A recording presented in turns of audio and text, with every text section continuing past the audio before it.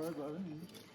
नमस्कार। अहिले हामी यो मुक्तिनाथ क्षेत्रमा छौँ, मुक्तिनाथ मन्दिरको नजिकै, र यहाँ एउटा दर्शनार्थी मैत्री विश्राम स्थल भन्ने एउटा सेन्टर छ, तथा भित्र चाहिँ एउटा उपचार केन्द्र पनि रहेको छ। यो हाई अल्टिट्युड सिकनेस, माउन्टेन सिकनेसको लागि उपचार केन्द्र रहेको छ। र हामीसँग यहाँ प्रदेश अस्पताल जोङसुङ मुस्ताङ डाक्टर साहब परिचय पाउनु। नमस्कार सबैलाई, म डाक्टर विशाल सापकोटा, कन्सल्टेन्ट मेडिकल जर्नलिस्ट अर्थात् consultant general practice and emergency medicine विशेषज्ञ। विगत 7 महिनादेखि हामी जोङसुङ अस्पताल अर्थात् अहिलेको प्रादेशिक अस्पताल जोङसुङ मुस्ताङमा चाहिँ कार्यरत छु।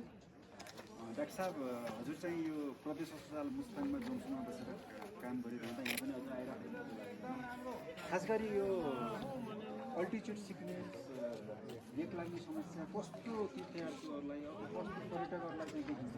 हाम्रोमा विशेष गरी यो हिन्दू र बौद्धको सबै